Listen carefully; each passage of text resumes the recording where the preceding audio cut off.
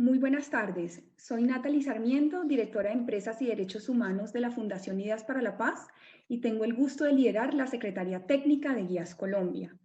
Para Guías Colombia en Empresas, Derechos Humanos y Derecho Internacional Humanitario y la Fundación Ideas para la Paz en su rol de Secretaría Técnica de la iniciativa, es un honor dar la bienvenida a quienes nos acompañan en nuestro evento Relacionamiento Empresarial con Comunidades y Trabajo Decente, Prácticas para la Nueva Normalidad.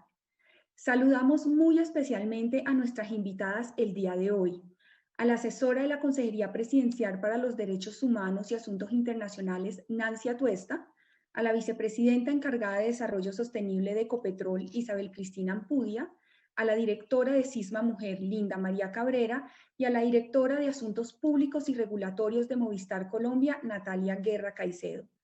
También saludamos a todos los integrantes de Guías Colombia, quienes han hecho de este espacio y este evento una realidad, y a representantes de empresas, gremios, cooperantes internacionales, organizaciones de la sociedad civil, entidades estatales, miembros de la academia y demás participantes que nos acompañan.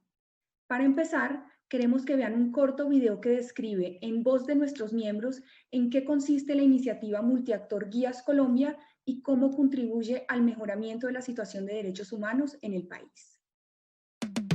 Guías Colombia es una iniciativa multiactor única en Colombia que existe desde 2006. Guías Colombia es el principal aliado en la promoción de los derechos humanos por parte del sector empresarial aquí en el país. En ella participan voluntariamente empresas de distintos sectores de la economía, entidades del Estado, organismos internacionales y organizaciones de la sociedad civil para promover conductas empresariales responsables y respetuosas de los derechos humanos y el derecho internacional humanitario.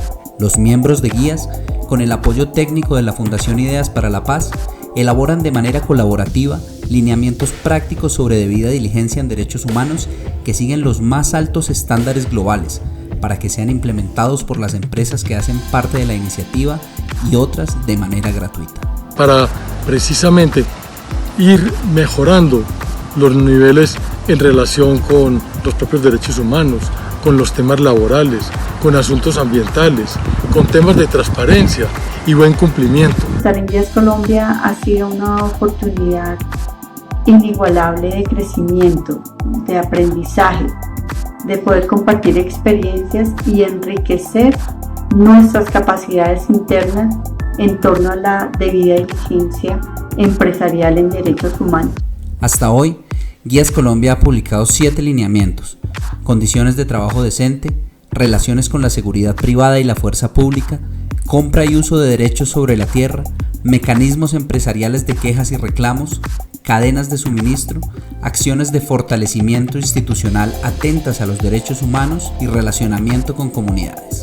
Las guías y sus 7 ejes estratégicos nos permiten a las empresas de manera cotidiana gestionar de manera adecuada los temas de derechos humanos con nuestros clientes, con nuestros colaboradores, con nuestra cadena de suministro, entre otros temas. Es muy importante que esta estrategia permanezca durante mucho tiempo porque da los elementos necesarios para construir conjuntamente Estado, empresa y sociedad civil. Para asegurar que las guías sean llevadas a la práctica, la iniciativa documenta casos de empresas que las implementan en sus operaciones y cuenta con una herramienta digital que ayuda a identificar brechas de gestión en derechos humanos que es diligenciada periódicamente por las empresas que hacen parte de la iniciativa. Es un escenario de diálogo y aprendizaje continuo, siempre basado en el respeto.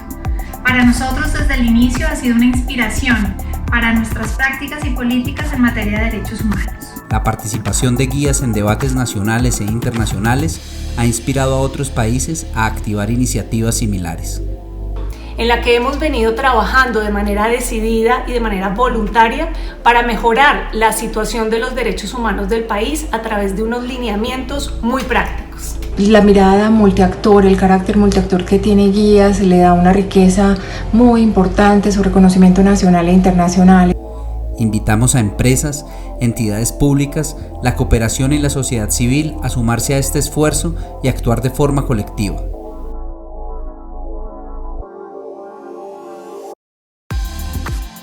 Después de 14 años de trabajo, hoy los hemos invitado al lanzamiento de la 7ª Guía Colombia elaborada de manera colaborativa entre todos sus integrantes. Esta guía se centra en los asuntos de debida diligencia en derechos humanos en los procesos empresariales de relacionamiento con comunidades. También lanzaremos un estudio de caso sobre la implementación de la Guía Colombia de Trabajo Decente por parte de una de las empresas miembro de la iniciativa, Movistar Colombia.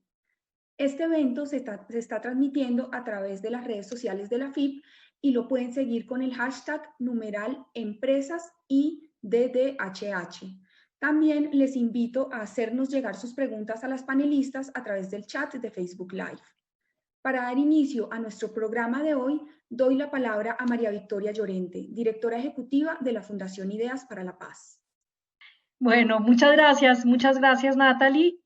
Nuevamente les doy las buenas tardes a todos y todas quienes nos acompañan en este lanzamiento en el día de hoy. Quiero dar sobre todo un saludo muy especial y mis felicitaciones a las 21 organizaciones que hacen parte de esta iniciativa por el gran logro de lanzar hoy un nuevo lineamiento de debida diligencia en derechos humanos, así como el tercer estudio de caso empresarial de Guías Colombia. También quiero agradecer la presencia de las panelistas, un excelente reparto que nos acompañan en esta tarde. Todas hacen parte de las organizaciones que integran Guías Colombia. Doy también un saludo de bienvenida a Nancy Atuesta, asesora de la Consejería Presidencial para los Derechos Humanos. Nancy, buenas tardes y gracias por estar aquí con nosotros. Nancy asiste en representación de la consejera Gutiérrez, quien desafortunadamente a último momento tuvo que excusarse al ser convocada a una reunión con el presidente. De todas maneras, pues muy significativo que nos acompañes, Nancy, porque pues sabemos la importancia en estas iniciativas que cuenten con el respaldo del Estado para que sigan contribuyendo al liderazgo de Colombia en la región frente a la agenda de empresas y derechos humanos. Quisiera aprovechar estos cortos minutos de bienvenida para traer a cuento un par de reflexiones que hizo recientemente MSI Integrity, que es la organización internacional que valora el desempeño de 40 iniciativas multiactor de alcance global. La primera reflexión tiene que ver con el carácter multiactor de Guías Colombia. Hace pocos días, MSI Integrity reafirmó que el rol central de este tipo de espacios multiactor es construir confianza y relaciones, intercambiar aprendizajes y conocimientos, experimentar nuevas formas de entender y abordar los asuntos de empresas y derechos humanos y habilitar interacciones entre distintos actores de la sociedad con las empresas. No tengo la menor duda de que en este aspecto Guías Colombia va a la delantera y es un referente tanto a nivel nacional como en la región. Ahora bien, aquí viene la segunda reflexión. MSI Integrity también recalca que en la mayoría de iniciativas que evalúa persiste una brecha para que logren las transformaciones de derechos humanos deseadas, y esta brecha consiste en acercar su labor a las personas, a los llamados titulares de derechos, que cotidianamente interactúan con las operaciones empresariales y que esencialmente son quienes terminan dando fe de la eficacia de estos espacios. En Guías Colombia sabemos que ha habido mucha conciencia de esta brecha y en el último año se dieron varios pasos para cerrarla, desde actualizar las reglas de funcionamiento hasta fortalecer la implementación de las 6 guías anteriores y el seguimiento a su puesta en marcha. Tanto la Guía Colombia de debida diligencia para el relacionamiento con comunidades como el estudio de casos sobre prácticas de trabajo decente de Movistar Colombia que hoy presentamos llegan en un momento sin duda oportuno, muy oportuno de cara a la tremenda crisis que estamos viviendo y a las posibilidades de recuperación social y económica del país. Esperamos que las empresas acojan esta guía y este estudio como hojas de ruta que les ayudarán a mejorar su interacción con las comunidades, sus cadenas de valor y los trabajadores en un contexto donde la superación de la crisis, así como la estabilidad y sostenibilidad de las actividades empresariales, dependerá en gran medida de su capacidad de liderazgo para entender el contexto y responder adecuadamente a las necesidades sociales. Nuevamente, mis felicitaciones a Guías Colombia. Es siempre un placer estar con todos los miembros de esta maravillosa iniciativa y estar en estos lanzamientos. Muchas gracias y les deseo una muy buena tarde con todos los comentarios que habrá alrededor de este lanzamiento. Muchísimas gracias. Muchísimas gracias, María Victoria, por tus palabras de bienvenida y enmarcar algunas reflexiones muy importantes para la labor de la iniciativa, así como la pertinencia de los documentos que estaremos lanzando el día de hoy. Continuando entonces con nuestra agenda, en la primera parte de este webinar dialogaremos sobre la importancia de la debida diligencia en derechos humanos en los procesos empresariales de relacionamiento comunitario. Con este panel lanzamos oficialmente la 7ª Guía Colombia, centrada en estos asuntos. Para consultarla y descargarla pueden ingresar a la página web de la Fundación Ideas para la Paz, www.ideaspaz.org. Esta guía es un instrumento innovador que ha sido trabajado por un poco más de un año entre todos los integrantes de Guías Colombia y que hoy queda a disposición de todas las empresas comprometidas con una conducta responsable. En el contexto colombiano, donde distintas mediciones muestran un nivel de confianza en las empresas que puede oscilar entre el 20 y el 30%, y donde las proyecciones de pobreza sugieren que la pandemia podría hacernos retroceder 20 años, el adecuado relacionamiento empresarial con comunidades basado en el respeto de los derechos humanos es sin duda un asunto ineludible. La Guía Colombia de Debida Diligencia en Derechos Humanos para el Relacionamiento con Comunidades es valiosa por distintas razones. Por un lado, sus lineamientos están pensados para ser aplicados en un contexto como el colombiano, con nuestras particularidades. Además, los procesos de relacionamiento comunitario que aquí se reflejan en esta guía se contextualizan a la luz de las necesidades de desarrollo territorial de nuestro país. También esta guía desarrolla toda una sección sobre el relacionamiento entre empresas y comunidades en entornos digitales de forma responsable y respetuosa con los derechos humanos. Y además es una guía que se elaboró colaborativamente entre múltiples actores interesados en el tema, asegurando su exhaustividad y coherencia con las mejores prácticas a nivel mundial y nacional. Y entonces, ¿qué encontrarán al explorar esta guía? Primero, para facilitar su integración en los sistemas de gestión de las empresas, los lineamientos están organizados conforme al ciclo planear, hacer, verificar y ajustar, es decir, el ciclo PHBA. Además, los lineamientos están construidos alrededor de los temas del derecho a la participación, la importancia de que la participación sea significativa, la debida diligencia en derechos humanos, la acción sin daño, el respeto a la cultura de la legalidad, la comunicación y la transparencia, lo referente a la cadena de valor y, por supuesto, el enfoque diferencial y la no discriminación. Así, por ejemplo, para efectuar los análisis de entorno, la guía da sugerencias concretas a las empresas sobre el tipo de categorías y preguntas que deben realizarse para asegurar que se incluya el enfoque de género, o por ejemplo, la manera en que deben planear sus encuentros con las comunidades para facilitar la participación de distintos segmentos de la población. En cuanto a las pautas para el relacionamiento empresarial con comunidades en el entorno digital, se detalla cómo los derechos se expresan en este entorno y buenas prácticas para que las empresas puedan adoptar estos elementos de tal manera que respeten los derechos humanos en sus interacciones por estos canales. Además, para facilitar la navegación e implementación de la guía, se incluye una sección que ilustra la conexión entre los distintos lineamientos a lo largo del ciclo PHBA y un glosario con conceptos claves, como también un banco de referencias que permite profundizar en temáticas asociadas al relacionamiento comunitario, como la consulta previa o los temas de líderes sociales. Entonces, para hablar un poco más sobre la relevancia de esta guía, tanto a nivel empresarial como desde la perspectiva de la política pública, tenemos como panelistas a Nancy Atuesta, asesora de la Consejería Presidencial para los Derechos Humanos y Asuntos Internacionales. Nancy es profesional en finanzas y negocios internacionales con estudios de posgrado en gerencia estratégica y más de 10 años de experiencia en el sector público y privado. Además, ha liderado la planeación, gerencia y gestión de recursos para la ejecución de políticas públicas, proyectos y programas en diferentes áreas y disciplinas, específicamente en asuntos relacionados con competitividad, desarrollo económico, ciencia, tecnología e innovación. Bienvenida, Nancy. También contamos con la participación de Isabel Cristina Ampudia Rendón, vicepresidenta encargada de Desarrollo Sostenible de Ecopetrol. Isabel es agrónoma zootecnista de la Universidad Nacional de Colombia, magíster en Estudios Políticos de la Universidad Javeriana, MBA de la Universidad del Valle y especialista en Gerencia Pública para el Desarrollo Social de la Universidad de Alcalá de Henares en España.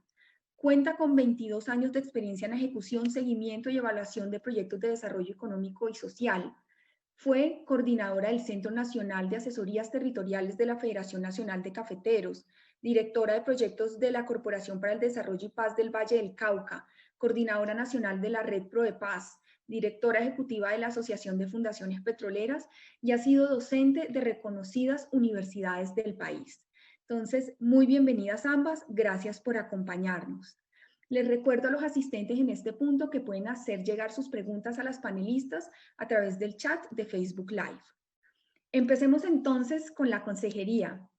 Nancy, habiendo hecho este recorrido por la Guía Colombia y dado la participación de la consejería en la iniciativa, me gustaría preguntar por qué observan desde la consejería que esta guía es pertinente y oportuna en nuestro contexto actual y además en el contexto de recuperación de la pandemia del que tanto se habla.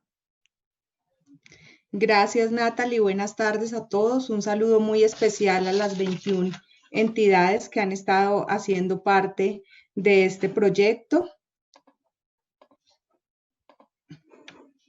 ¿Me escuchas? Se me perdió la imagen. Sí, se escucha perfectamente, Nancy, adelante. Discúlpame, se me perdió. Bueno, gracias, buenas tardes a todos. Un cordial saludo a María Victoria, a las 21 organizaciones que han hecho parte de este importante ejercicio de construcción de esta guía, a las demás panelistas. Un saludo muy especial de parte de la consejera Nancy Patricia Gutiérrez, quien pues ya, como lo mencionaba, no pudo acompañarnos por una cita de último momento, pero esperamos pues poder acompañarlas en este panel y poder dar una respuesta oportuna a este importante interrogatorio. Bueno, como tú lo decías, para la consejería es absolutamente importante y fundamental el lanzamiento de esta guía para incorporar los procesos de debida diligencia en derechos humanos a los procesos relacionados de relacionamiento comunitario con las empresas. Entonces, este es un proceso del cual la consejería ha venido participando ya hace algún tiempo. Estuvimos pues de una manera muy activa y también está directamente relacionado con el Plan Nacional de Derechos Humanos y Empresa, que está ya en un proceso de formulación y terminación, y precisamente pues están haciendo unos ajustes importantes de acuerdo a todo lo que ha ocurrido en el marco de esta pandemia. Yo quiero iniciar manifestando dos cosas.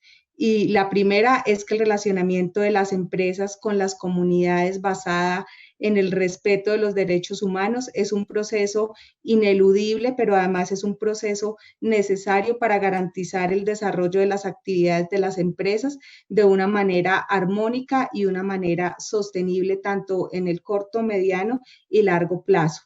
Segundo, muy importante, pues desde la Consejería Presidencial para los Derechos Humanos, indicar que la participación comunitaria es reconocida y está establecida como un derecho humano que se reconoce en los pactos internacionales y en los principales acuerdos internacionales de los derechos humanos.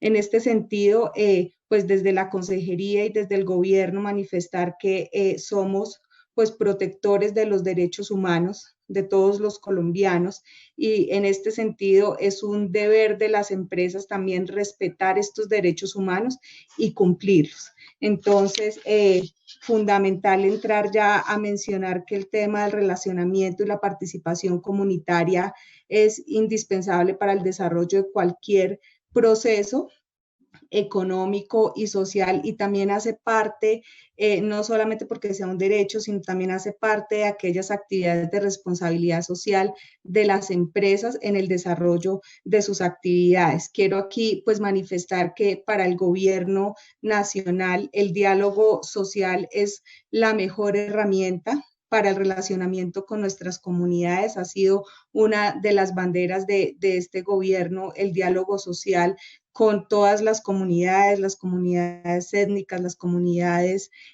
más vulnerables, y en este caso es muy importante pedir que las empresas tengan en cuenta este derecho humano tan importante de la participación comunitaria. Cualquier actividad económica que se desarrolle en un territorio puede afectar el bienestar de una comunidad, puede afectar su desarrollo, su crecimiento, y por esta razón es muy importante que los procesos de planeación como de ejecución y desarrollo de actividades tengan e involucren a la comunidad en todos sus procesos. Tenemos que garantizar desde las empresas que las comunidades participen y además generar una confianza mutua entre la comunidad y la empresa, en el que obviamente pues el Estado y de parte de la Consejería estaremos prestos para facilitar estos procesos de comunicación, de participación ciudadana, pero es absolutamente importante que las empresas, que repito, que se cree un tema de confianza mutua en el que tanto las empresas pues incluyan a las comunidades, pero en el que también las comunidades apoyen y participen en estos procesos que seguramente pues les van a generar un desarrollo y un crecimiento. Asimismo, pues es importante pues que las empresas dispongan de los recursos necesarios para llevar a cabo todo este proceso de participación comunitaria, y es aquí en donde es fundamental resaltar la importancia de esta guía que, como bien su nombre lo indica, da unos lineamientos, unos pasos, unos procesos de cómo las empresas pueden implementar a través de este ciclo PHVA que ya nos ha mencionado Natalie, estos procesos, y hacer que sean y que se implementen de una manera eficiente, efectiva, pero que además nos permiten lograr el resultado que nosotros esperamos. Y quiero terminar con algo que tú manifestabas, y es por qué la importancia de esta guía en el marco de la pandemia, o por qué importante en la recuperación de la pandemia. Y creo que todos hemos vivido grandes reflexiones en esta pandemia. Indudablemente para las empresas todo ha cambiado, tuvimos que reinventarnos, tuvimos que ajustar nuestros procesos, tuvimos que adaptarnos a esta nueva situación, y aquí quiero hacer referencia a un programa que la consejera Nancy Patricia ha estado liderando, que se denomina Juntos lo hacemos posible, en el que ha tomado como dos palabras fundamentales, que son la solidaridad, que es la palabra a la que nos ha invitado la doctora Michelle Bachelet desde Naciones Unidas a adaptar en este proceso de la pandemia, pero también la resiliencia, que es la palabra que el presidente Duque identifica con los colombianos por lo fuertes, por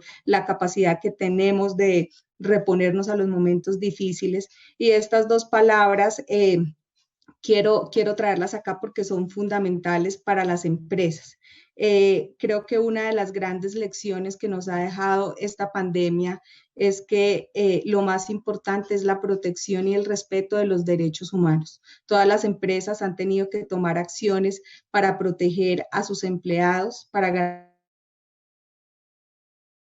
garantizarles el derecho al trabajo. El gobierno ha tenido que tomar otras, derecho a la vida, el derecho a la salud, entre otros, que son fundamentales. Y esto nos ha traído como una reflexión, y es que definitivamente la solidaridad nos permite proteger y respetar los derechos humanos, y que seguramente en este nuevo cambio y en estos nuevos retos que nos va a traer esta pospandemia, todas las empresas dentro del proceso de reinventarse tienen que entrar a pensar un poco más en los derechos de sus trabajadores, pero también en los derechos de las comunidades que los rodean, en el derecho de las comunidades con las cuales pues tienen alguna relación, y esto pues sin duda a través de esta guía se podrá facilitar la implementación de estos procesos, de estos procedimientos y garantizar que tanto las empresas como las comunidades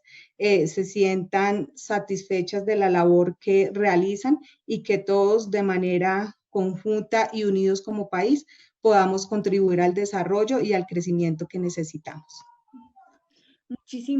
Muchas gracias, Nancy, por esa primera lectura. Me parece muy interesante el llamado inicial a cómo el desarrollo económico, armónico y también para la viabilidad de los negocios es fundamental tener presente los asuntos de derechos humanos y cómo también en la pandemia se ha puesto en evidencia que los asuntos en derechos humanos son fundamentales, de tal manera que o bien aquellas empresas que ya vienen trabajando en esta agenda tienen una oportunidad de reforzarla, continuar trabajando en ella, o también otras la oportunidad de reinventarse plenamente precisamente para fortalecer su gestión frente a aquellos asuntos de derechos humanos que más se tocan con la pandemia. También me pareció muy importante este llamado a las empresas, ¿no? Cómo a partir del reconocimiento al derecho de la participación y a través del diálogo, pues se logra involucrar y es necesario involucrar a las comunidades en la manera en que se desarrollan las actividades económicas en los territorios. Y precisamente con esa compuerta y la mención a las actividades de las empresas y cómo las empresas tienen un rol muy importante en estos asuntos de relacionamiento con comunidades, que es el centro de nuestra guía, pues quisiera un poco pasar a la perspectiva de Ecopetrol. Diría pues Isabel, algo que no es secreto para nadie, y es la gran operación de Ecopetrol a nivel de país, pues le ha permitido a la empresa tener una vasta experiencia en el relacionamiento con comunidades en el día a día de la operación. Y en esa medida, reconociendo la trayectoria de Ecopetrol, sería muy interesante conocer qué valor agregado le encuentran a esta guía Colombia en el marco de este trabajo que ya pueden tener acumulado en la empresa, y en qué asuntos creen que esta guía puede ayudar a Ecopetrol a innovar o mejorar en sus procesos de debida diligencia. Bueno, muchas gracias Natalia por la pregunta. Un saludo especial a la doctora Nancy, a la doctora María Victoria. Yo creo que este es un tema supremamente crítico y estratégico para todas las empresas, muy importante. De hecho, el centro de la gestión del entorno de la compañía está en el relacionamiento que podamos construir, en las relaciones de confianza que podamos generar con las comunidades. Ese siempre ha sido una gran apuesta, basados en el principio en que no puede haber sostenibilidad empresarial en territorios que no sean sostenibles también. Entonces, esta promesa de valor, esta necesidad también de construir relaciones de confianza, pues nos ha llevado a construir una estrategia de entorno, de gestión del entorno, donde el relacionamiento es fundamental y donde efectivamente la participación de las comunidades se vuelve un eje central de ese relacionamiento. Tal y como lo inspira la guía en relación a debida diligencia, lograr mayores niveles de participación de las comunidades, entendiendo que esta participación es de diferentes visiones, es de diferentes posturas, es variable dependiendo de los territorios donde estamos, pues es un desafío enorme para la empresa. Nosotros hemos venido construyendo en esos niveles de participación pues espacios donde la gente puede referirse a las inquietudes, a las problemáticas que están relacionadas justamente con la presencia nuestra o a los impactos que puede generar la presencia de la empresa en ese territorio, a los mecanismos a través de los cuales podemos superar esas dificultades, o incluso a las inquietudes y quejas y peticiones que la gente tiene por su naturaleza y sus expectativas en relación con la empresa. Yo creo que lo hemos venido construyendo a través del tiempo, lo hemos venido construyendo a través de espacios que son territoriales y son distintos y que buscan efectivamente reconocer esa diversidad, incluir a todo tipo de participantes. Y pues en esa perspectiva yo creería, frente a tu pregunta, que el tema de Guías Colombia es muy claro en favorecer y fortalecer esas posibilidades de participación. Yo diría que este concepto que maneja la guía de participación significativa es muy relevante porque de alguna manera el gran desafío para las empresas es que en medio de esta nueva realidad, tener mayores niveles de participación, pues se vuelve un gran desafío. ¿Cómo hacemos para aumentar los niveles de participación de la gente, para abrir nuevos espacios distintos a los tradicionales, a los espacios físicos que siempre hemos estado acostumbrados a tener con la gente y que con las restricciones que hoy tenemos se vuelven un poco difíciles, complejos, limitados? El otro elemento importante tiene que ver con este relacionamiento para manejar la conflictividad, la demanda que la gente tiene de la presencia de la empresa, pero también de la presencia de las entidades del Estado y cómo aprovechando toda esta diversidad de herramientas tecnológicas, como la tecnología, la virtualidad, nos puede ayudar a acercar desde los niveles nacional, regional, a las comunidades, a hacer más presencia y construir esos espacios de confianza, esos espacios de relacionamiento y demás. El otro elemento que me parece muy importante que le aporta guías a esto que va más allá de la debida diligencia es el foco de transformación territorial. Y es que pues todos sabemos muy bien que cada región, cada territorio tiene sus particularidades, tiene sus propias dinámicas, y en esta perspectiva el gran aporte que hace Guías de transformación, de mirar la vista territorial, es fundamental, no solamente en poder respetar y poder, digamos, incluir a la gente, a las comunidades, sino también en poder construir procesos de largo aliento en el relacionamiento que nos permitan también identificar rutas para poder aportar a esas promesas de valor que tenemos las empresas en las comunidades en torno al desarrollo de las mismas.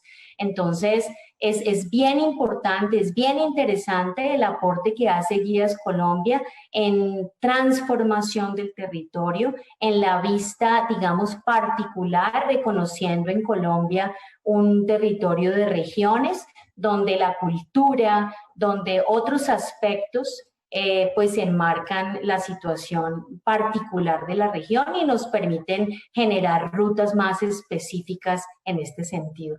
Entonces creo que es un gran aporte, un valioso aporte de Guías Colombia a la labor que nosotros durante tanto tiempo y con un gran desafío por estar prácticamente en casi 304 municipios del país como grupo empresarial, pues nos implica también tener nuevas miradas en torno al relacionamiento con las comunidades.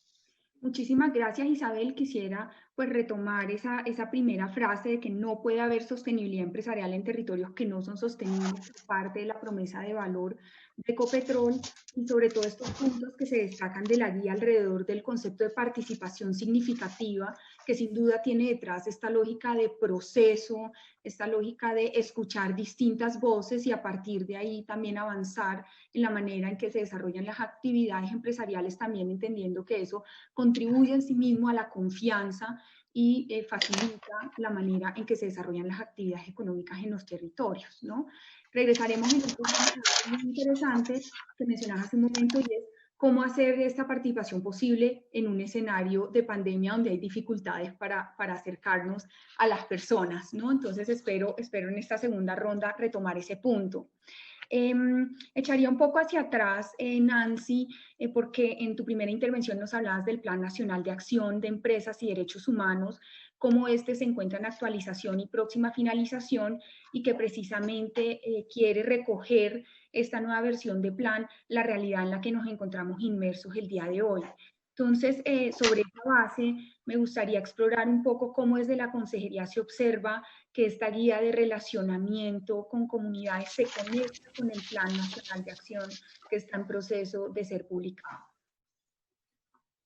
Gracias, Natalie. Bueno, en buena hora, como lo decía hace un momento, esta guía pues tiene obviamente un impacto directo y muy importante en la construcción de este Plan Nacional de Derechos Humanos y Empresa. Como ya lo mencionamos, pues la Consejería Presidencial ha estado participando en la formulación de esta guía, pero adicional a ello y en paralelo hemos venido construyendo el segundo Plan de Acción Nacional de Derechos Humanos y Empresas. Y aquí pues quiero recordar y hacer la mención de que Colombia es uno de los primeros países no europeos en formular un Plan Nacional de Derechos Humanos y Empresas, y en el último examen periódico universal realizado por Naciones Unidas, Colombia se comprometió a realizar este segundo Plan Nacional de Derechos Humanos y Empresas. En este sentido, ya también hace más de un año estamos en el proceso de construcción de este plan. La consejera Nancy Patricia ha pedido a la mesa técnica y al equipo de la consejería dedicado pues a estos asuntos que se revise y que se ajuste pues a las nuevas condiciones que nos trae esta pandemia, porque como ya lo hemos mencionado, pues hoy son otras las necesidades de las empresas y por ende este plan de acción tiene que estar ajustado a estas nuevas necesidades y también a las nuevas prioridades que como país y como gobierno se le está dando a este tema de los derechos humanos. Primero quiero destacar, Natalie, que uno de los objetivos del Plan Nacional de Derechos Humanos y Empresas es promover la participación ciudadana en la construcción de políticas públicas, de planes, de programas y de estrategias, teniendo en cuenta que la participación es un derecho humano fundamental que debemos proteger y que debemos respetar. Entonces, hace parte de nuestros objetivos. También este plan pues busca promover la creación de estrategias gubernamentales que nos permitan desde diferentes dimensiones y perspectivas acompañar y asesorar a las empresas en la implementación de estrategias, de planes y de políticas que conlleven al respeto por los derechos humanos. Igualmente es importante aquí manifestar que el plan tiene un eje temático específico sobre el diálogo social, como lo manifesté en mi intervención anterior. El diálogo social es fundamental para el gobierno, es fundamental para la consejería. Nos ha demostrado que es la herramienta más importante para tener un relacionamiento exitoso con las comunidades y que a través del diálogo social es como podemos construir grandes proyectos y también dar solución a las diferentes situaciones que se nos presenten. En este sentido, este objetivo temático también incluye la participación efectiva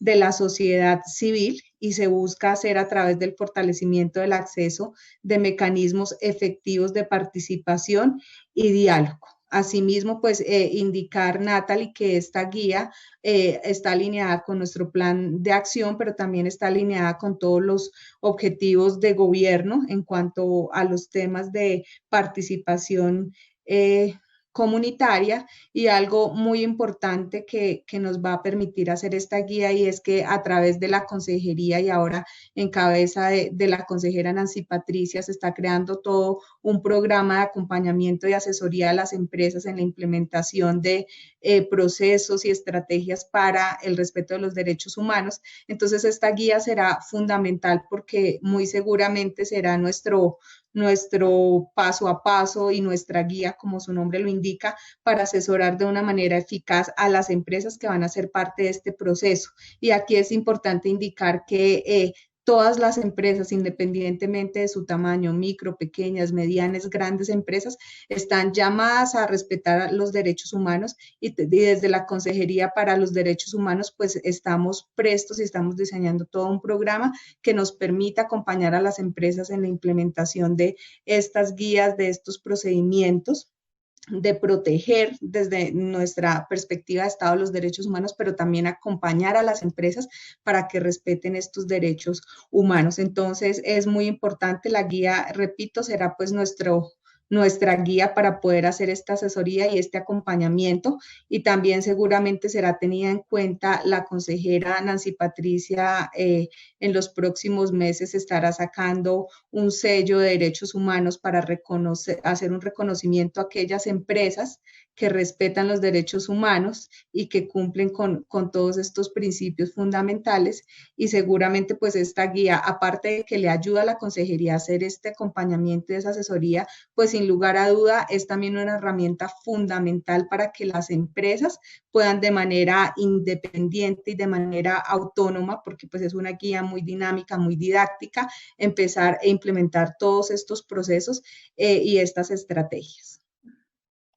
Muchísimas gracias, Nancy, nuevamente por enfatizar, digamos, la conexión, la relación entre la guía en cuanto al derecho a la participación y al diálogo como un vehículo para el ejercicio de este derecho y pues la propia agenda de gobierno al respecto, y realmente nos alegra mucho que se observe el potencial de esta guía para ser un instrumento de acompañamiento a muchas más empresas para avanzar en esta agenda de empresas y derechos humanos. Había mencionado hace un momento en relación con la primera intervención de Isabel Cristina que efectivamente hoy es un reto avanzar en esta participación en medio del contexto de restricciones en las que estamos, y eso me abre la puerta para introducir un capítulo que a nuestro juicio como iniciativa es muy interesante y, dentro de la guía, y que tiene que ver precisamente con el relacionamiento de las empresas con comunidades a través de entornos digitales. Me gustaría explorar un poco más, Isabel, cómo considera Ecopetrol que le ayuda a esta guía a asegurarse que sus interacciones por estos canales digitales, como lo son las redes sociales, la página web, entre otros, velen por este respeto de los derechos humanos.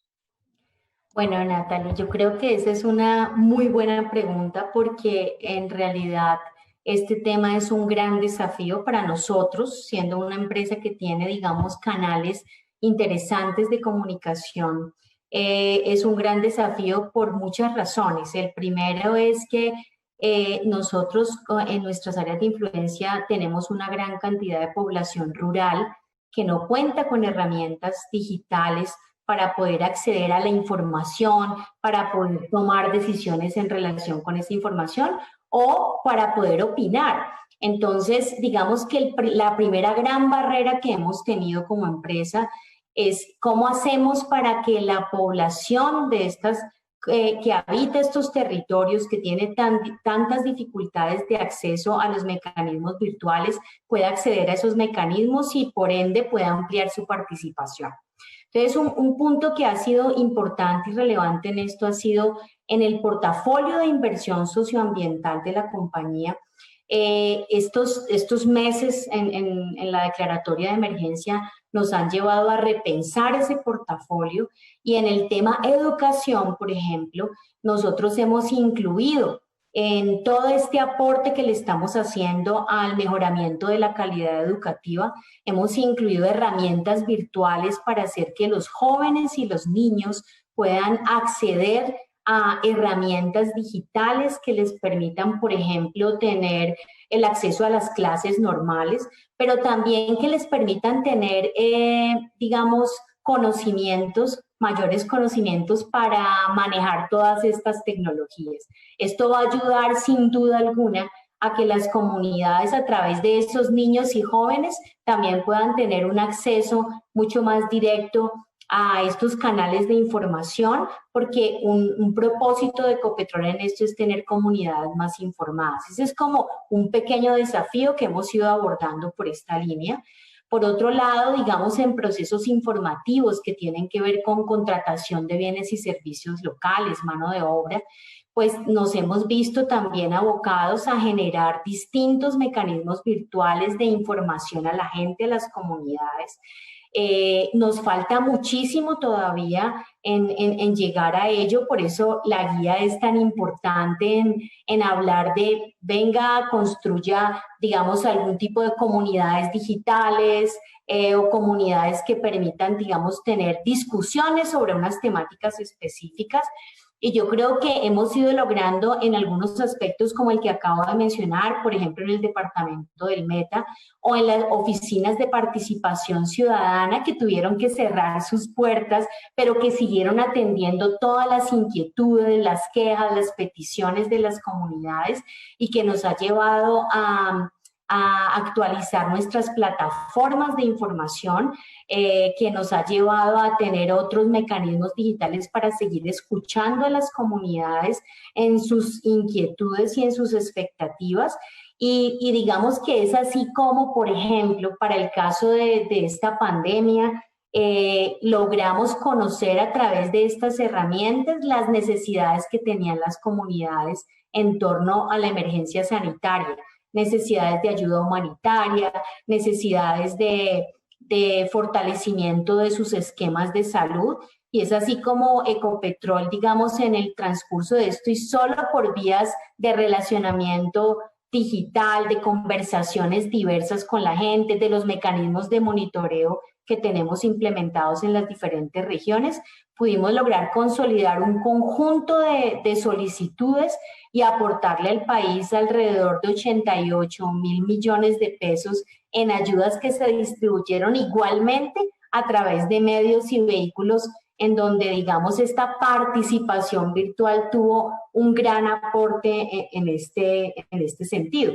Por eso valoramos mucho el aporte que hace Guías Colombia en seguir fortaleciendo, porque esta nueva realidad que no va a terminar en el corto plazo nos implica efectivamente mejorar tecnológicamente, crear nuevos espacios virtuales, buscar que las comunidades tengan mayores accesos a estos mecanismos o plataformas digitales y de esta manera poder fortalecer la participación significativa de la que hablamos en la primera pregunta, y es ampliar o democratizar, hacer que otras voces, incluso a través de mecanismos digitales que pueden ser más fáciles porque la gente no se siente, digamos, participando una sola persona, sino que dan acceso a más visiones, a distintas posturas, pues puedan hacer más efectiva la participación. Entonces, creo que tenemos un desafío grande.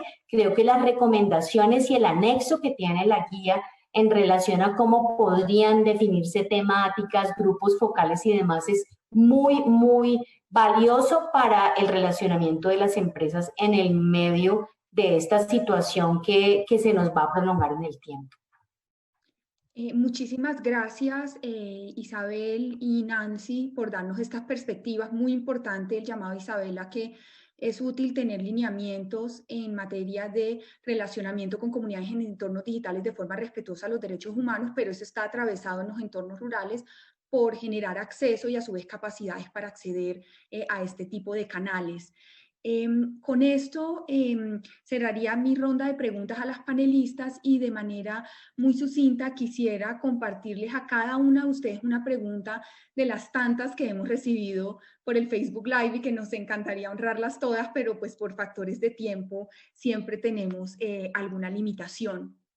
Para Isabel, quisiera hacer la pregunta en clave de esta última conversación sobre lo digital, pero a su vez también del escuchar a las comunidades. La pregunta relacionada con cómo se han adaptado en este periodo de tiempo para seguir conociendo y dando trámite a las quejas y reclamos que pueden haber de las comunidades en relación con la operación de la empresa.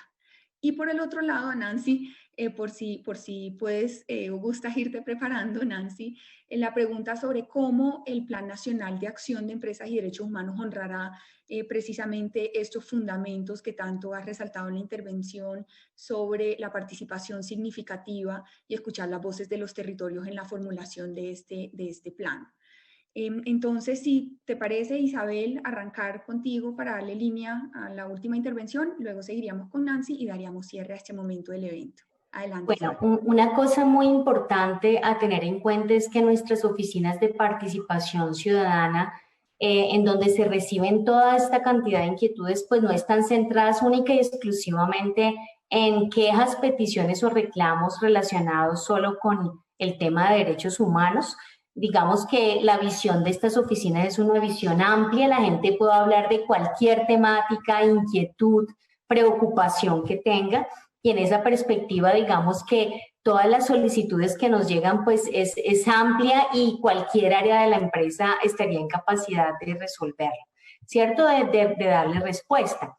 Hace bastante tiempo ya estas oficinas han venido aplicando mecanismos digitales para no solamente consolidar la información, hacerle seguimiento al trámite de la pregunta y de la respuesta que se emita, sino también visibilizar, por ejemplo, el comportamiento de ciertas dudas que son reiterativas para las comunidades y que pueden terminar en algún momento dado en una situación que se escale porque la gente necesita recibir respuestas a lo que está preguntando. Entonces, digamos que en las oficinas de participación se ha venido acercando muchísimo y cada vez de una manera mucho más ordenada, con herramientas digitales mucho más precisas a todo este tema digital, ¿cierto? A utilizar y poder de esa manera canalizar todas las preguntas y las expectativas de la gente. Y en esa medida, digamos, en medio de la situación de emergencia, no fue tan difícil pasar de un mecanismo presencial, que eran las oficinas, digamos, donde se recibía presencialmente, e incluir estos canales virtuales y ampliarlos y asegurarnos que desde incluso estas pequeñas sedes que quedaron semiabiertas se pudiera recibir información y se pudiera incluso entregar información a la gente para decirle, este es nuestro mecanismo virtual, por favor, cualquier pregunta y petición se pudiera tramitar por ahí. Entonces creo que aquí hay dos elementos fundamentales en esto. Uno tiene que ver con el PHBA que ustedes hablaron, pero número dos también con estos procesos de monitoreo. Creo que en esto de conversar con la gente es muy importante el seguimiento que le podamos hacer a lo que está pasando con las conversaciones de la gente y cómo estamos tramitando y dando respuesta, porque efectivamente no se trata solamente de abrir mecanismos virtuales de conversación, sino también de hacer seguimiento y tener una trazabilidad de esas conversaciones para poder luego tener la claridad y la certeza que la gente queda con las respuestas y quedan resueltas las inquietudes que tiene, porque eso construye confianza, eso construye lazos, digamos, de acercamiento y construye una conversación permanente. Muchísimas gracias, Isabel, por compartirnos la perspectiva de la empresa en este periodo frente a el manejo, recepción y seguimiento, por supuesto, a la respuesta de quejas y reclamos. Y con eso, Nancy, tienes la palabra. Gracias, Natalie. Bueno, me preguntabas de cómo el Plan Nacional de Derechos Humanos y Empresa honrará todo lo que hemos hablado hoy respecto al tema de la participación comunitaria. Entonces, quiero contarles, pues, primero que desde la Consejería Presidencial para los Derechos Humanos, buscamos la protección de todos los derechos humanos y como lo hemos mencionado a lo largo de la conversación, la participación es un derecho humano y por ende pues es fundamental y está incluido en nuestro Plan Nacional de Derechos Humanos y Empresa. También como lo comenté hace un momento, tenemos un eje temático dentro de este Plan Nacional de Derechos Humanos y Empresa específicamente sobre el diálogo social y la participación efectiva de la sociedad civil en la implementación de todos estos procesos de derechos humanos y empresa. Entonces, repito, es todo un eje temático específico que contiene nuestro plan de acción y que seguramente pues es transversal a todas las otras 90 acciones que contempla este plan de acción y que seguramente pues ya ha sido revisado y está siendo fortalecido por toda la mesa técnica de expertos en materia de derechos humanos y empresa que hace parte de este plan de acción. Esta es la primera forma en cómo lo vamos a honrar y es haciéndolo parte fundamental del Plan Nacional de Derechos Humanos y Empresa.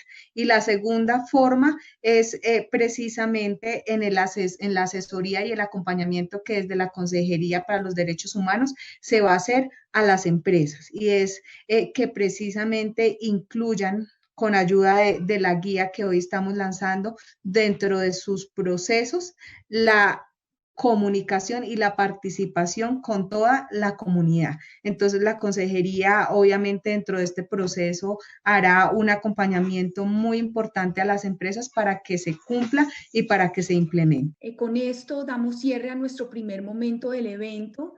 Nuevamente los invito a acceder a la Guía Colombia de debida diligencia en derechos humanos para el relacionamiento con comunidades en la página web de la FIP, www.ideaspaz.org. Y entonces, continuando con nuestra agenda, damos paso a la segunda parte de nuestro webinar en el que compartiremos con ustedes buenas prácticas en trabajo decente en las empresas. Ello en el marco de los procesos de debida diligencia en derechos humanos que las empresas también deben realizar en esta temática. Hoy nos complace lanzar entonces, además de la guía de relacionamiento con comunidades, el tercer estudio de caso de implementación de las guías Colombia, centrado en la guía de trabajo decente y su adopción por parte de Movistar Colombia. Este estudio de caso demuestra cómo las empresas pueden ser respetuosas de los derechos de sus trabajadores, aún en escenarios atípicos como el ocasionado por la pandemia. Quisiera contarles que la Guía Colombia de Trabajo Decente toma como principal referente los 8 convenios fundamentales de la Organización Internacional del Trabajo que abarcan los principios y derechos fundamentales en el trabajo como lo son la libertad de asociación y la libertad sindical, el reconocimiento efectivo del derecho a la negociación colectiva, la eliminación de todas las formas de trabajo forzoso u obligatorio, la abolición efectiva del trabajo infantil y la eliminación de la discriminación en materia de empleo y ocupación. También se toma en cuenta el Pacto Internacional de Derechos Económicos, Sociales, Culturales y, por supuesto, los principios rectores de las Naciones Unidas. Por eso, los lineamientos sobre debida diligencia en materia de trabajo decente consignados en la Guía Colombia abordan estos asuntos claves que acabo de mencionar y, en esa medida, toman gran importancia en el contexto actual. También quisiera contarles que precisamente con la llegada del COVID-19 y como muchos de nosotros lo hemos visto, Colombia presenta la tasa más alta de desempleo en la región y es uno de los países donde más ha crecido la desocupación y se ha profundizado la brecha de desempleo entre hombres y mujeres. Además de esto, se estima que 2020 Colombia será el país con el mayor desempleo entre los que hacen parte de la OCDE, precisamente como consecuencia de la pandemia. Y es porque la pandemia ha revelado brechas y condiciones estructurales que inhiben el trabajo decente, como los altos niveles de informalidad, el desbalance entre la vida familiar y laboral, las grandes brechas de género o el desempleo incluso en la población joven. Y es por esto que hoy más que nunca es esencial que las empresas promuevan y garanticen condiciones de trabajo decente para sus empleados, contratistas y aliados en cualquier industria o lugar del país en el marco de del respeto por los derechos humanos.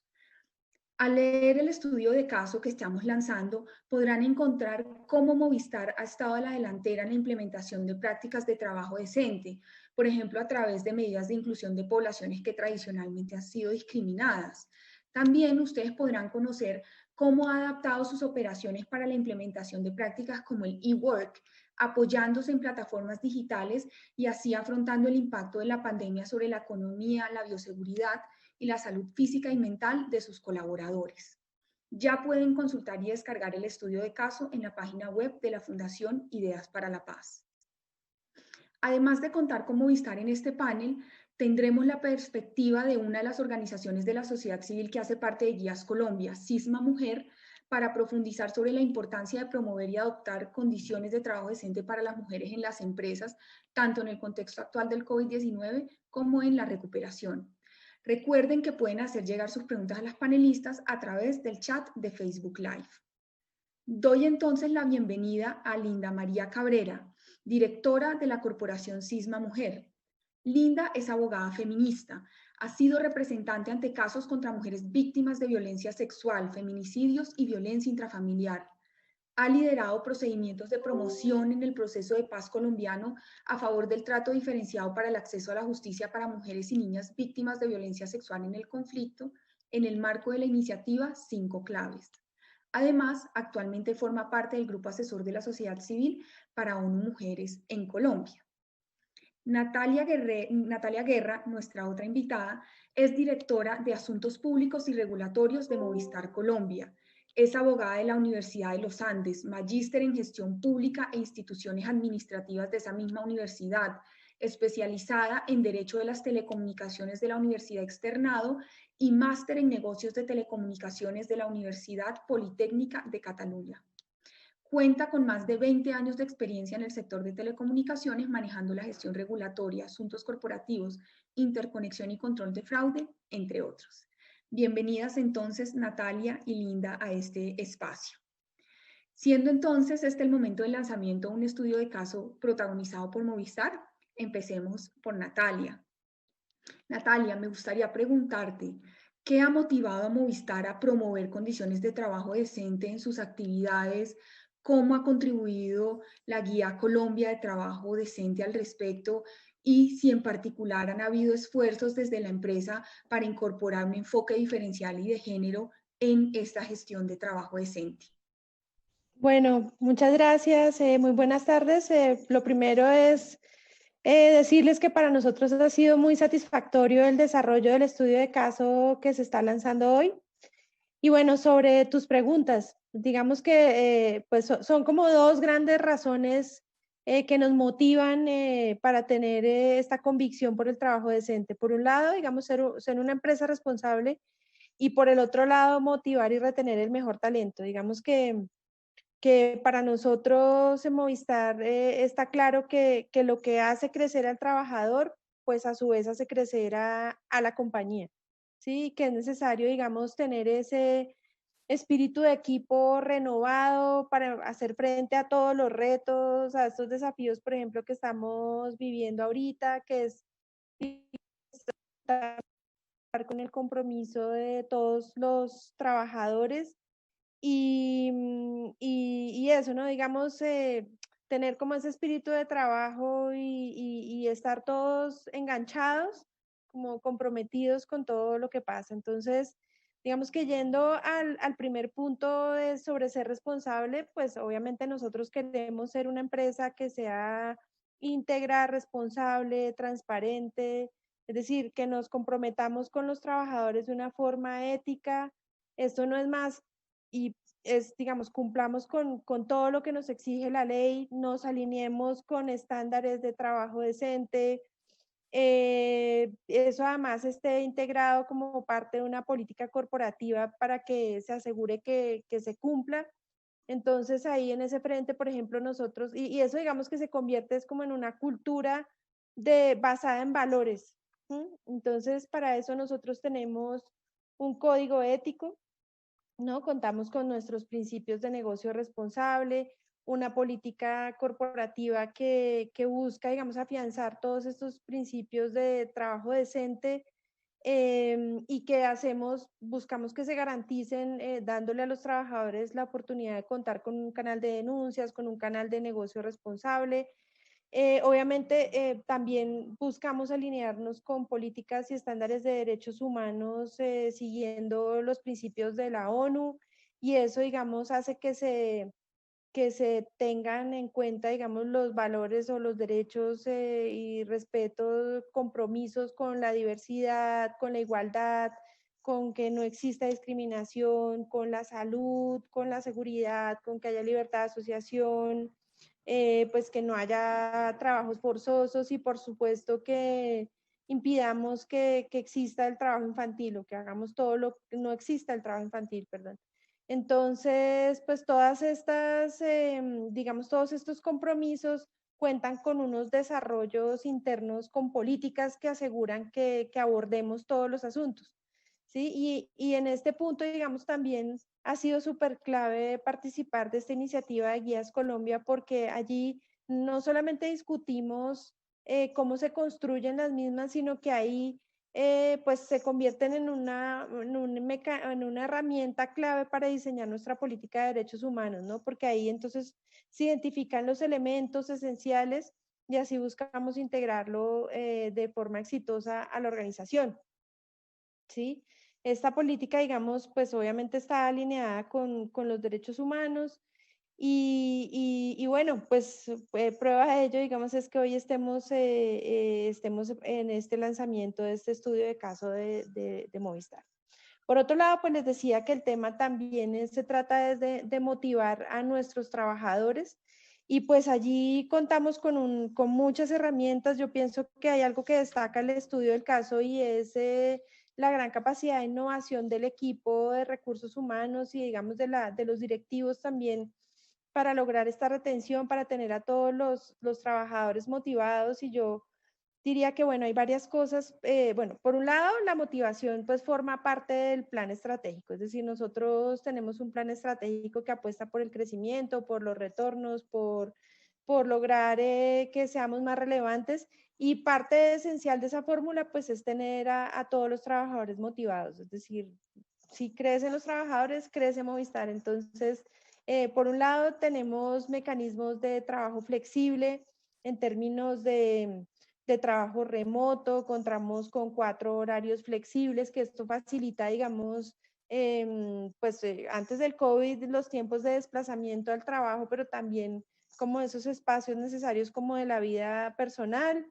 También tenemos unos programas de reconocimiento donde se estimula el reconocimiento entre áreas. Estamos trabajando también en unos programas de innovación, diría yo, sobre agilidad, y esta metodología de trabajo, cuando uno escucha a todos los que participan en esos trenes de agilidad, pues todo el mundo resalta mucho el liderazgo, la capacidad de aportar, de ser un trabajo creativo, de estar buscando soluciones para nuestros clientes, para que funcione mejor, para que opere todo. Entonces yo diría que eso pues es súper valioso y estamos, digamos, en ese camino. También obviamente tenemos programas que tienen que ver con el bienestar de las personas, entonces hay programas para promover la vida sana, tenemos un programa que se llama el programa 1 para contar con tiempo para las personas por el cumpleaños, porque tienen que ir al colegio de los niños, etc. Y ahí también, digamos, aprovechamos, Movistar ofrece también espacios o oportunidades de ocio, entonces hay un programa que se llama Momentos Movistar, y por supuesto, pues, y digamos, es absolutamente importante, es el tema de la política de diversidad. Aquí yo iría un poco más allá, no es solamente un tema de género, sino que es un tema de promoción, digamos, de la diversidad en términos de equidad de género, de eliminar cualquier tipo de discriminación, hacer de Telefónica Movistar un espacio seguro para las personas de LGBTI, y también adaptarnos y hacer posible y poder contar con personas que tengan alguna discapacidad y que forme parte de nuestro equipo de colaboradores, y estar en capacidad de recibirlos y trabajar con ellos y aprovechar, digamos, todo lo que pues contar con personas discapacitadas nos permite, ¿no? Entonces, yo diría, en términos de equidad de género, que era como tu última pregunta, en términos de equidad de género hay varias cosas para contar. Por un lado, adaptamos muchas de nuestras políticas en términos de diversidad, de canal de denuncias, de protocolo de acoso laboral, todo eso para haber logrado ser sello en el año 2000, el sello oro. Entonces fuimos como la primera empresa. Fuera de eso, programas que promueven el liderazgo femenino, entonces más o menos el 43% de la planta ya está ocupando cargos de liderazgo. También hay unas metas específicas en términos de participación por el equipo directivo. Este año la meta era del 30%, pero ya estamos más o menos 41%. También promovemos la cultura de STEM, hay unas metas también para alcanzar puestos de liderazgo en cargos técnicos, y bueno, y también nos vinculamos con la academia, y entonces, por ejemplo, con la Universidad del Rosario promovemos una beca que es la beca MAC para la mejor estudiante de matemáticas, y bueno, y también buscamos construir liderazgo en las mujeres, como derribar como esas barreras que le impidan aspirar o ser ambicioso en su carrera profesional. Y entonces ahí hay varios programas, digamos, hay un programa para jóvenes que son promesa, como el programa Talentia, también hay un programa de Women in Leadership, y bueno, ahí yo creo que tenemos varias cosas. Nosotros, por ejemplo, en términos de la población LGBTI, también tenemos varias varias cosas para contar. Digamos, formamos parte de Pride desde el año 2018. Aplicamos los principios de la ONU antidiscriminación, conseguimos que la Secretaría de Integración de Bogotá nos diera un sello que garantiza que en todos nuestros centros de atención hay espacios seguros para la población LGTBI. Tenemos beneficios laborales también para las personas LGBTI, por ejemplo, licencias homoparentales para cuando pues tienen un hijo, digamos, y en términos ya de personas discapacitadas, pues ya tenemos una certificación del Ministerio de Trabajo y como les digo, trabajamos en construir un ambiente también apropiado para que estas personas puedan llegar a trabajar a nuestra compañía.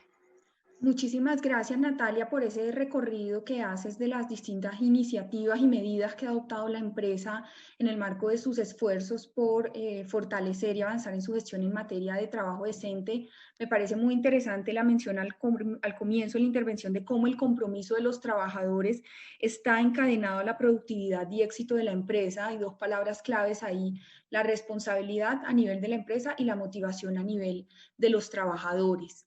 Quisiera entonces darle paso precisamente a la luz de estos últimos elementos que nos mencionabas a nivel de diversidad, ¿no? No solo en género, mujer, darle un poco paso a las perspectivas de Linda en Cisma Mujer.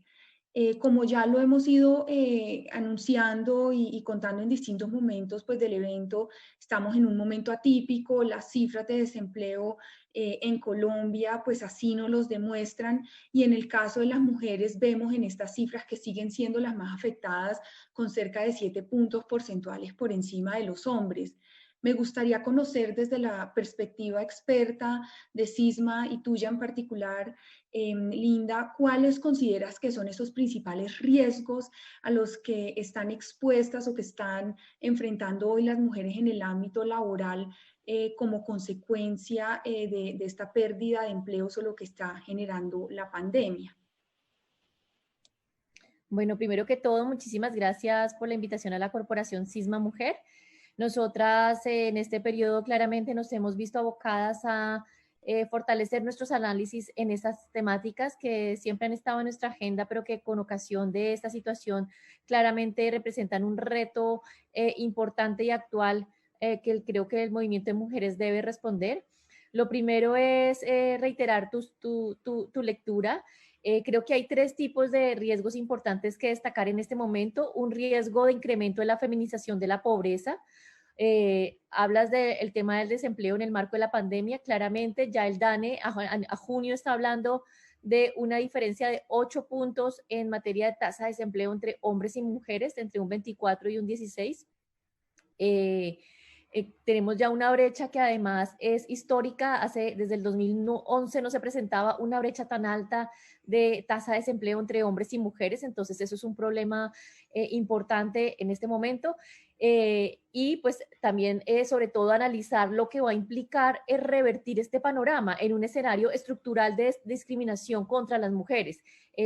Siempre ha habido una brecha, estamos en un escenario histórico de discriminación y estamos reforzando una brecha que va a generar entonces una situación más compleja para las mujeres, y revertir ese panorama creo que es el reto principal y el riesgo más actual que tiene en materia de pobreza para las mujeres. Estamos enfrentando un desempleo que se rige en relación especialmente con sectores golpeados, muy golpeados, que están también feminizados.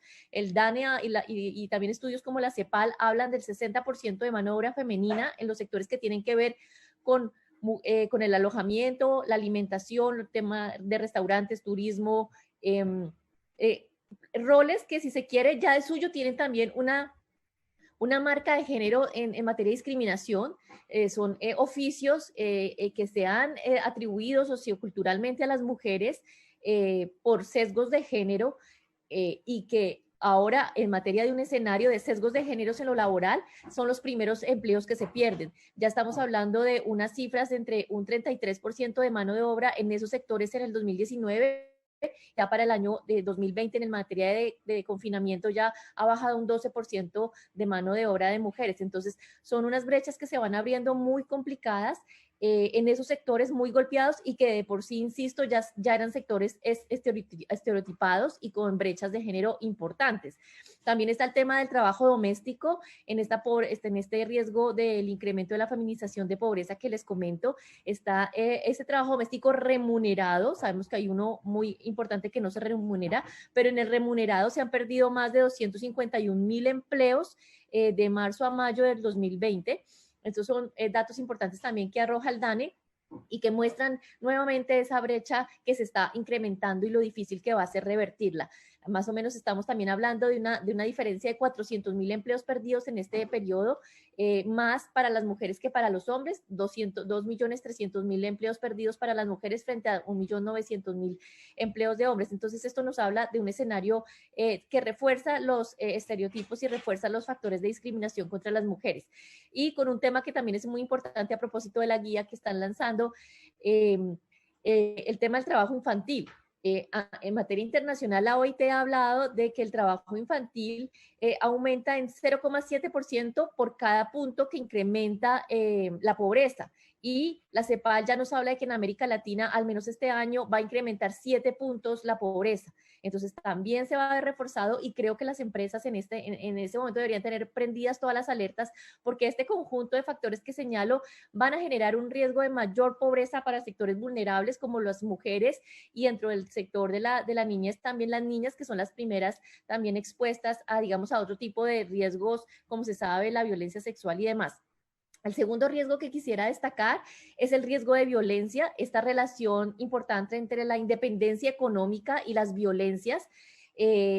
Sabemos que además de ser un sector vulnerable y de tener unos, digamos, lugares no privilegiados en la sociedad, las mujeres estamos enfrentando una pérdida de empleos que ya de por sí es una afectación importante en materia de crisis económica para los hogares y demás. Una buena cantidad de hogares son hogares con mujeres cabeza de hogar, pero además esto también genera violencias al interior de sus entornos, porque la falta de independencia económica es un factor de generación de violencia. Entonces ya hemos escuchado las cifras, todos las alertas institucionales de la sociedad civil sobre el incremento de violencia intrafamiliar contra las mujeres. La cifra más reciente es de un incremento del 148% de violencia intrafamiliar contra las mujeres, muy preocupante, una cifra del gobierno nacional que nos llama y que también nos dice que algo está pasando en esa relación económica con violencia y es una explosión social lo que está sucediendo acá, que viene de atrás, insisto, de unas brechas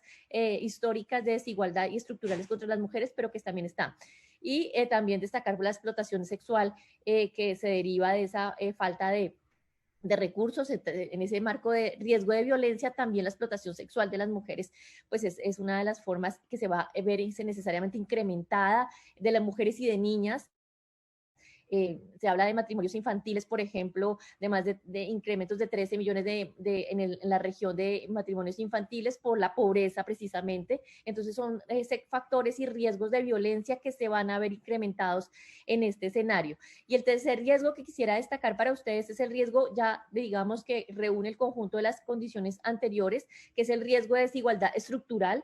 Entonces, estamos en un escenario y en un precedente histórico de desigualdad, pero que con ocasión de los efectos tan importantes que está teniendo esta pandemia en la vida de las mujeres y las niñas, pues va a generar un impacto desproporcionado de desigualdad estructural. Ya hemos visto también de una parte el tema del cuidado, de cómo las mujeres tenemos una agenda de trabajo que nos ha indicado que nosotras tenemos una doble jornada, esta triple jornada laboral, que luego de nuestros deberes, digamos, de labores remuneradas, tenemos que también hacer otro trabajo no remunerado históricamente, pero que en este contexto también se ha reforzado y con eso refuerza la visión que hay sobre las mujeres en la sociedad y nos ha llevado a enfatizarnos en ese rol de cuidadoras, entre otras también con mayores exposiciones, pues digamos, de las otras violencias que mencionaba. Entonces, el tema del cuidado es un factor también de desigualdad estructural que debe alertar a toda la sociedad en lo que significa recargar sobre las mujeres en este contexto el tema del cuidado sobre las mujeres. En materia de sectores vulnerables, también en materia de esta pandemia para la desigualdad estructural, quisiera destacar el rol del sector salud, por ejemplo, un sector integrado más de 70% con mujeres, en su conformación y pues con una conformación no solo femenina mayoritariamente, sino que no necesariamente, digamos, es quien tiene mayor participación en las decisiones y demás, pero sí tiene los mayores riesgos. Por ejemplo, es un sector y es un sector salud que está exponiendo y pues está poniendo en la primera línea, digamos, de la pandemia a las mujeres en las labores más duras y más difíciles y más subvaloradas socioculturalmente, pero tal vez las más importantes en el cuidado de las personas enfermas o pacientes en los hospitales y en las clínicas, pues lo hace el trabajo duro, lo hacen las mujeres, las enfermeras particularmente, y esto las expone también a una serie de riesgos mayores de contagio. Entonces, tanto el cuidado como ese cuidado en el hogar, como el cuidado, por ejemplo, en los sectores de salud, nos expone por ser, digamos, más sociales y estar en un entorno más enclavado en los roles de cuidado, también a un riesgo mayor, creo yo, de contagio y de exposición frente a esta situación. Y finalmente, en este tercer riesgo, destacarte también lo que tiene que ver con esa desigualdad estructural, es el alerta sobre lo que ustedes han venido dialogando en relación con el acceso a los medios digitales. Ya se sabe que al menos en un 20% menos de probabilidad las mujeres acceden a medios digitales. Esto claramente refuerza las brechas preexistentes de acceso a la educación, de acceso a la información, de acceso a todos los mecanismos que pueden también servir para proteger sus derechos, por ejemplo, a través de medios digitales en este sistema. Entonces, eso también refuerza esas brechas estructurales y por eso es un gran tercer bloque de riesgos que quisiera destacar. Dejaría ahí. Muchísimas gracias, Linda, por estas ideas fuerza, estos riesgos que me parece que nos logras plantear de manera muy clara y contundente, el tema de feminización de la pobreza, como también ahí pues hay una conexión con los asuntos de trabajo infantil, ¿no? También la conexión entre la pérdida de la independencia económica y estas otras violencias que tanto estamos viendo registradas en los medios de comunicación, y esta última parte de la desigualdad estructural y sus distintas manifestaciones alrededor pues, del cuidado, de las brechas de acceso a lo digital y del sector salud. Precisamente en función de uno de estos elementos que tocabas en el tercer riesgo de desigualdad estructural, me abre la puerta para regresarle la pregunta a Natalia a partir de la propia experiencia de Movistar, no solo, digamos, por el sector en que se desarrolla como empresa, sino precisamente por las prácticas de e-work que se han adoptado durante la pandemia. Me gustaría profundizar, Natalia, en particular a cómo la empresa viene asegurando o promoviendo que haya un balance de la vida familiar con la vida laboral en este contexto en el que estamos. Bueno, sí, digamos, la pandemia, digamos, demostró y nos ha demostrado a todos que pues es necesario digitalizarnos, contar con conectividad.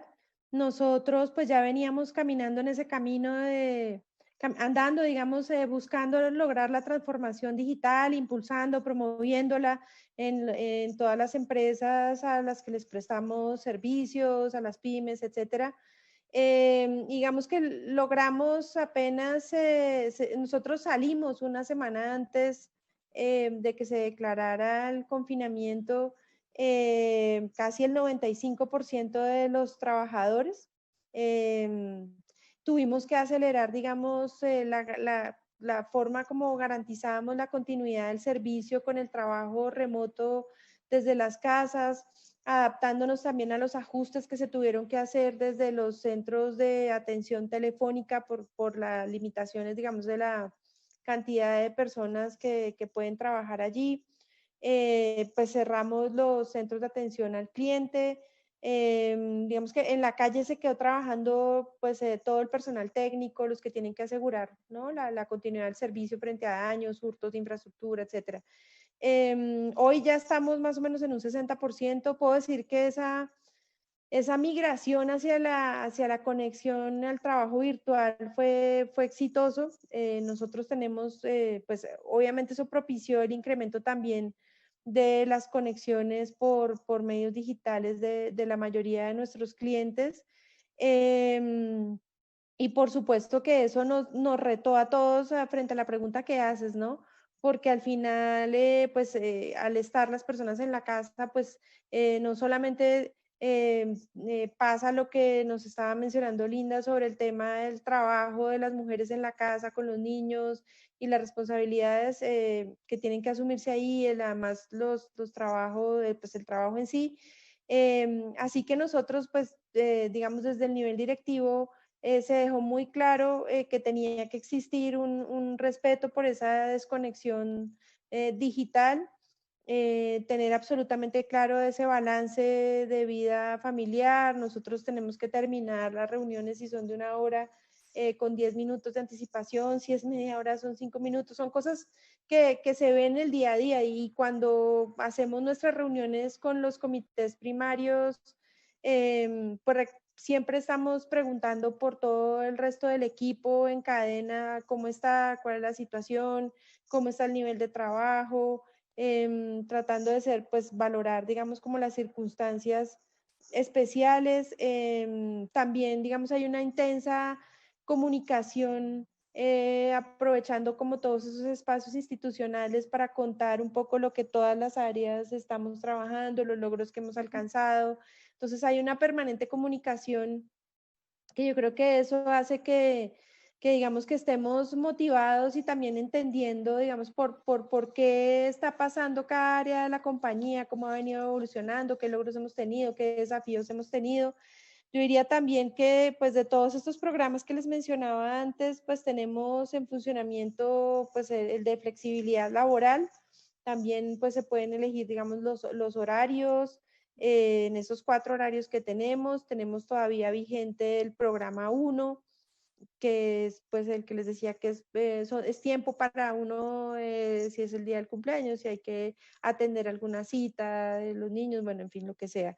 Y bueno, en esos momentos Movistar, que es también ese programa que busca como generar calidad de vida, nosotros hemos desarrollado actividades en familia que han sido bastante exitosas, ¿no? A la gente, no sé, talleres de dibujo, buscamos charlas para motivar y para entender la situación económica, pero sobre todo como esas actividades de integración en familia, un poco para facilitar la vida. Nosotros tenemos...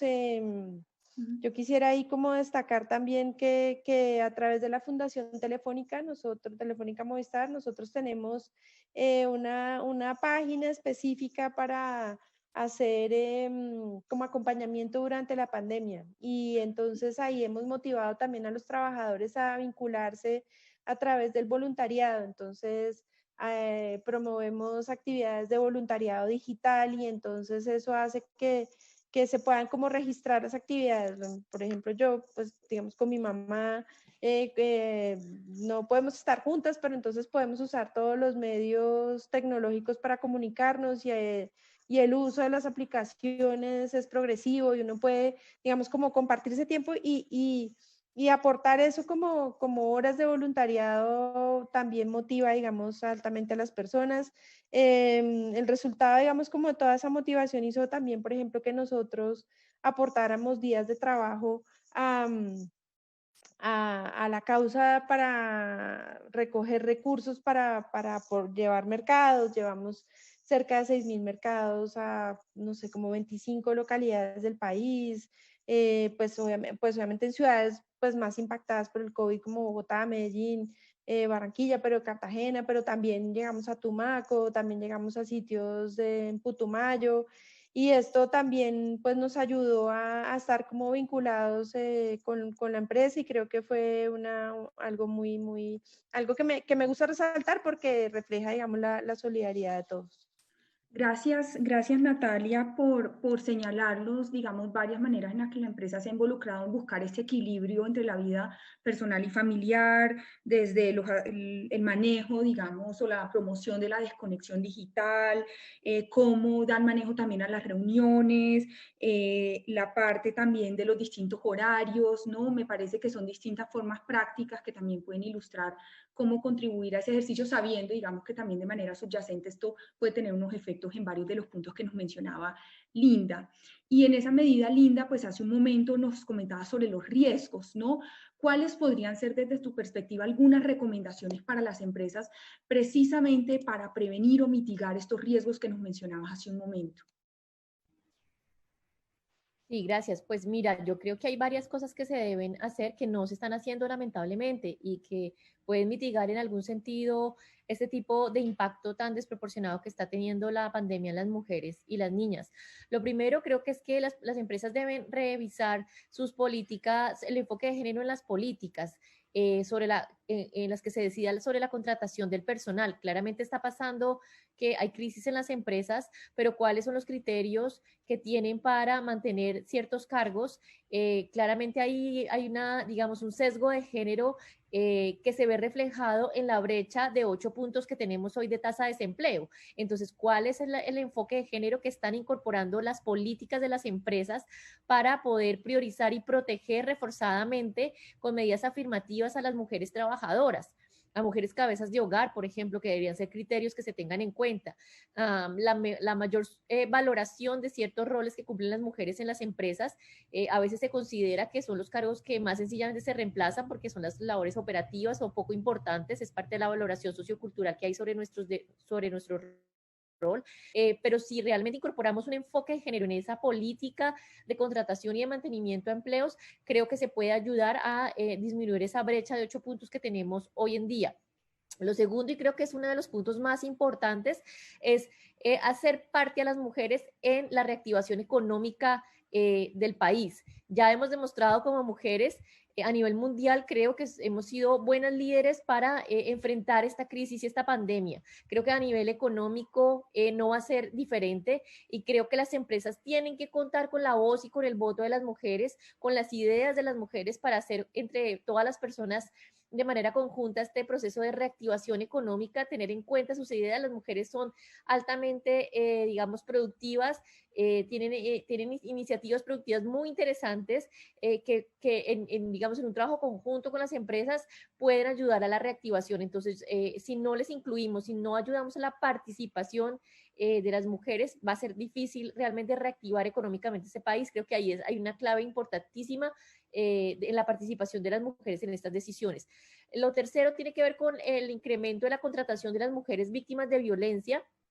Ustedes saben que la ley 1257 del 2008, la ley de no violencia contra las mujeres en el país, tiene una norma muy especial y muy importante que ha sido absolutamente ignorada por el sector económico en el país hasta ahora.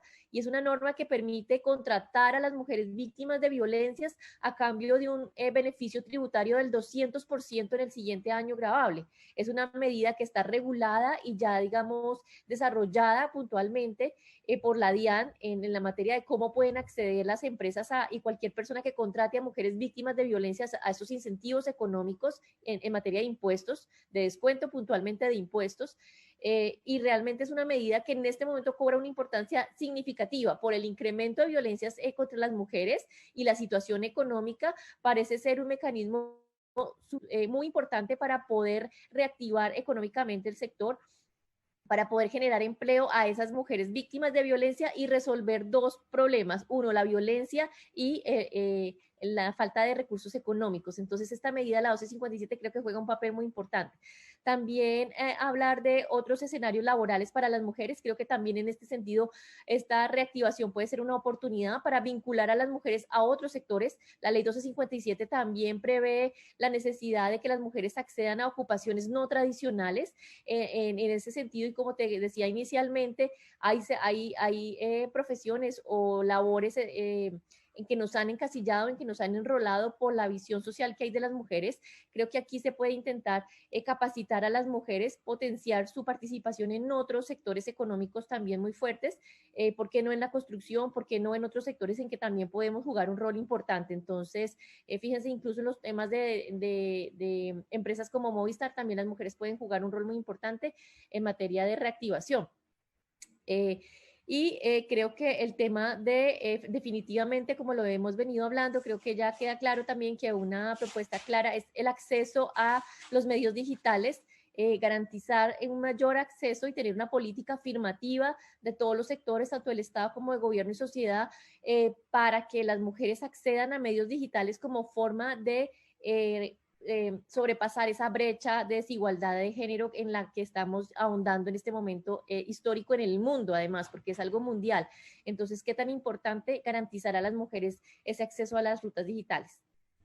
Muchísimas gracias, Linda, por estas medidas que nos listas, que van desde la parte de las políticas mismas de las empresas, ¿no? Y a partir de eso, cómo incluir la voz de las mujeres en procesos de toma de decisiones al respecto, a su vez, cómo se pueden reactivar en particular las que son mujeres víctimas de violencias conforme a la ley, cómo abrirles oportunidades de empleo a las empresas que además están atadas con incentivos como tal para las empresas, y ya esta parte tan interesante que nos contaba sobre el acceso a labores no tradicionales, como también el cierre de las brechas en materia de acceso a lo digital. Teníamos una pregunta precisamente para Linda, tiene ese sentido, en clave muy práctica de cómo las empresas podrían avanzar en incorporar desde el trabajo decente el enfoque de género. Espero que quien nos haya hecho esa pregunta se sienta muy satisfecha a partir de esta perspectiva. Y en ese sentido, pues quisiera hacer una pregunta a Natalia y después de eso, pues cerrar ya nuestro evento. Natalia, una de las preguntas que nos hicieron en Facebook Live tiene que ver precisamente con cómo la empresa está midiendo la eficacia de las medidas de trabajo decente que está tomando con enfoque de diversidad, que le permite saber a la empresa que está en el camino correcto. Muy bien, nosotros tenemos una medición, digamos, del pulso, de la motivación, del sentimiento que tienen las personas que están trabajando. Hay una medición muy reciente, no conocemos todavía los resultados, pero en la anterior, pues Movistar Colombia tuvo un resultado, digamos, excepcional. Ahí, digamos, se puede identificar cada una de las dimensiones que son valoradas por todos los que trabajamos en la empresa. Entonces, desde la transparencia, desde el trato no discriminatorio, desde el liderazgo, desde la información, es decir, se miden bastantes indicadores que le permiten a la empresa tomar decisiones, es decir, mover palancas. Cada líder trabaja con su equipo y con su grupo luego de conocer esos resultados. Y bueno, yo diría que pues tenemos unos sistemas de comunicación muy transparentes, y existe la oportunidad, hay un grupo, por ejemplo, para las personas LGBTI, hay un grupo de Pride en Workplace, que es nuestro sistema de comunicación interno, y bueno, ahí hay una alta participación, se comparten experiencias. Yo creo que eso también facilita y bueno, también tenemos, por ejemplo, taller de sesgos, taller de sensibilización sobre cómo abandonar esos sesgos que hay frente a todos estos temas de discriminación. Entonces, pues hay unos compromisos específicos en términos de equidad de género que ya los mencioné, sobre unas metas año a año. Buscamos que pues las mujeres se involucren también en carreras STEM, o sea, que estén pensando, o sea, Movistar debería ser un puente hacia el futuro también para todos sus trabajadores, y pues las mujeres y las personas LGBTI, los discapacitados, no se deberían quedar atrás. Entonces, pues con esas metas y el cumplimiento de las metas, y así como la medición del pulso de lo que sienten los trabajadores, nosotros pues nos medimos y tomamos decisiones sobre eso. Muchísimas gracias, Natalia, y por supuesto muchísimas gracias, Linda, por los importantes aportes a esta conversación que hemos tenido el día de hoy. Con esto pues daría cierre a este segundo momento del evento. Gracias nuevamente a quienes nos acompañaron en este espacio, y pues les invito a que accedan al estudio de caso de Movistar en materia de trabajo decente a través de la página web de la FIP. Sea entonces el momento para agradecerle a todos los integrantes de Guías Colombia, incluyendo a nuestras panelistas que son de organizaciones que integran la iniciativa, por estar aquí conectados, por su constante dedicación a la iniciativa y por los aportes que hicieron de esta una jornada tan enriquecedora. También, por supuesto, a quienes nos acompañaron al día de hoy y quienes muy activamente nos estuvieron acompañando vía chat. No duden en escribirnos a guiascolombia@ideaspaz.org, seguirnos en el Twitter @guiascol y visitar nuestro micrositio sobre Guías Colombia accediendo a la página web de la Fundación Ideas para la Paz. Muy buen resto de día y de semana. Gracias por acompañarnos.